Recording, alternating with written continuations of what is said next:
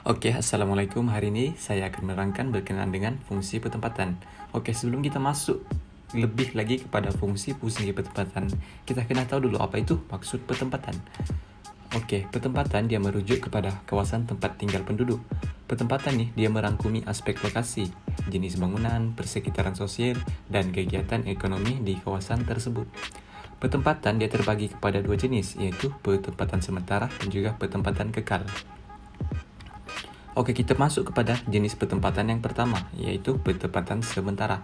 Pertempatan sementara nih, dia merujuk kepada kawasan kediaman jangka masa pendek, seperti pertempatan pekerja kontrak binaan, pekerja balak, dan juga pertempatan pekerja pelombong. Yang mana pertempatan sementara dia bersifat hanya sementara, dan dia sekejap saja untuk dalam pertempatan itu.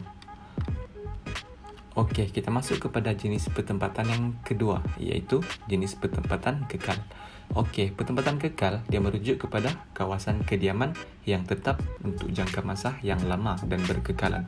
Sebagai contoh, jenis pertempatan kekal adalah seperti kampung, pekan, dan juga bandar. Pertempatan kekal dia terbagi kepada dua jenis, yaitu pertempatan luar bandar dan juga pertempatan bandar. Oke, kita masuk kepada fungsi pertempatan luar bandar. Fungsi pertempatan luar bandar nih kita dapat bagikan kepada tiga aspek, yaitu melalui aspek ekonomi, sosial, dan juga governance ataupun kerajaan. Melalui aspek ekonomi kita bagikan kepada dua, yaitu melalui pusat mengumpul dan memproses hasil pertanian dan pusat mengumpul dan memproses hasil perikanan. Kan pertempatan luar bandar nih kegiatan ekonomi yang berasaskan prima ataupun sekunder. Jadi pertanian dan perikanan merupakan salah satu contoh sektor prima.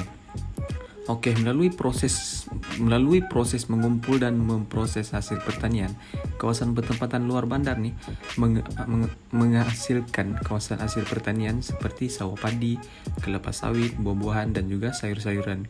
Kemudian hasil pertanian nih dikumpul oleh pemborong dan dipasarkan di bandar ataupun di kilang untuk diproses. Oke, seterusnya pusat mengumpul dan memproses hasil perikanan. Kawasan pertempatan luar bandar nih, khususnya yang terletak di pinggir pantai, pekerjaan utamanya kan adalah menangkap ikan dan juga membuat barangan yang berasaskan makanan laut. Oke, hasil perikanan tuh dipasarkan di kawasan-kawasan tersebut atau dikumpulkan oleh pemborong untuk diantarkan ke kawasan yang lain. Oke, seterusnya kita masuk kepada fungsi pertempatan luar bandar melalui aspek sosial. Melalui aspek sosial ini kita dapat bagikan kepada dua, yaitu menyediakan kemudahan asas dan juga menyediakan kemudahan awam. Kemudahan asas dan kemudahan awam nih dua benda yang berbeza. Contoh kemudahan asas nih seperti luar bandar nih menyediakan bekalan air pipe, elektrik, dan juga jalan raya kepada penduduk yang terdapat di luar bandar. Melalui kemudahan awam, di luar bandar nih juga terdapat kemudahan awam seperti kemudahan telepon, kemudahan pos, perkhidmatan polis, dan juga luar bandar nih terdapat klinik desa yang mana ia menyediakan hikmat perubatan dan juga rawatan. Bukan itu saja, luar bandar juga terdapat sekolah yang menyediakan perkhidmatan pendidikan.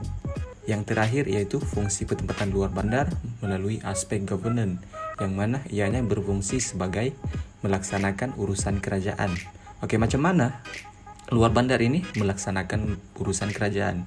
Oke, di luar bandar nih terdapatnya pejabat ataupun kompleks penghulu, yang mana ianya berperanan antara kerajaan dengan penduduk luar bandar. Terdapat juga agensi pertanian seperti pihak berkuasa kemajuan kebun kecil perusahaan getah ataupun risda, yang mana ianya membantu petani-petani luar bandar melalui hikmat nasihat, menguruskan pelbagai bantuan pertanian, dan juga pemasaran hasil pertanian penduduk luar bandar.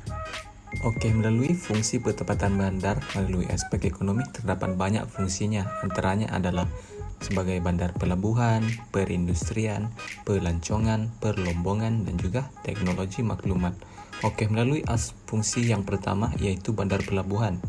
Terdapat banyak bandar pelabuhan di Malaysia. Antaranya adalah Pelabuhan Georgetown, Pelabuhan Klang, Pelabuhan Bintulu, Pelabuhan Kota Kinabalu, Dan juga terdapat pelabuhan di luar bandar, sebagai contoh pelabuhan New York, pelabuhan Amsterdam di Belanda, dan juga pelabuhan Jeddah di Arab Saudi. Oke, apa fungsi bandar pelabuhan nih? Bandar nih mengendalikan urusan ekspor ataupun impor barangan melalui jalan laut.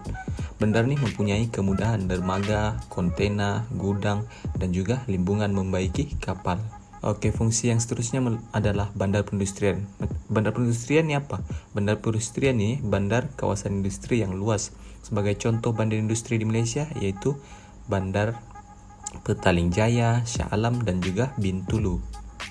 Terdapat juga bandar industri yang dikenali sebagai bandar industri teknologi. Sebagai contoh Bandar Proton di Tanjung Malim, Perak, yang mana ianya dikenal sebagai bandar industri otomotif.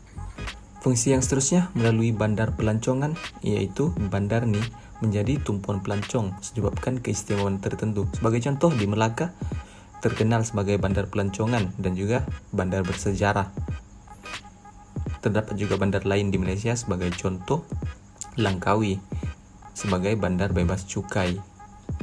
Fungsi yang seterusnya melalui bandar perlombongan. Bandar perlombongan nih bandar yang berkembang kerana berdekatan dengan kawasan pengeluaran mineral.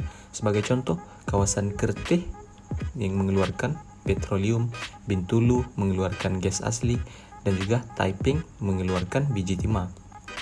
Oke, fungsi yang terakhir yaitu bandar teknologi maklumat. Oke, bandar teknologi maklumat ini adalah bandar yang baru dibangunkan untuk memajukan program koridor raya multimedia. Oke, bandar nih menempatkan syarikat dan agensi yang mana ia mempunyai kaitan dengan pembangunan teknologi di Malaysia.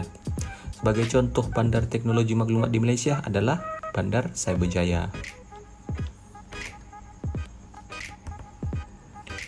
Oke, fungsi pertanian yang seterusnya adalah melalui aspek sosial, yang mana ianya mempunyai beberapa fungsi, antaranya adalah melalui bandar pendidikan, bandar diraja, dan juga bandar satelit.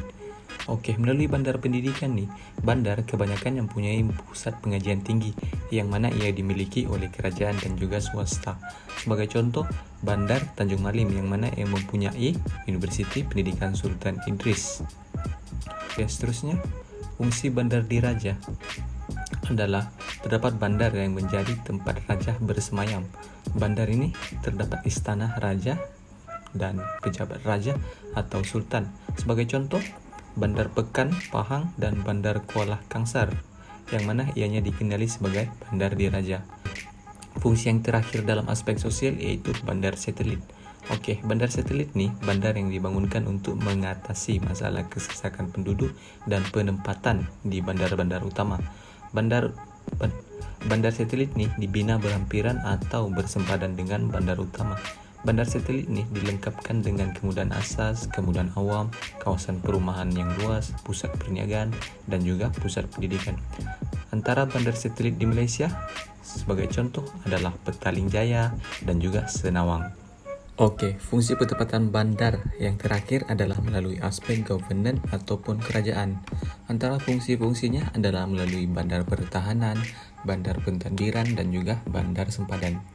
Oke, melalui bandar pertahanan nih, terdapat bandar yang punya pengkalan tentera, lapangan terbang tentera udara, ataupun pelabuhan tentera laut. Antara contohnya adalah Bandar Pelabuhan Lumut yang dijadikan sebagai pelabuhan TLDM, Bandar Sungai Besi yang dijadikan sebagai lapangan tentera udara di Raja Malaysia, dan juga Bandar Port Dickson yang dijadikan sebagai kem tentera darat yang dibina dengan berbagai kemudahan pertahanan seperti kem tentera dan juga lapangan terbang tentera.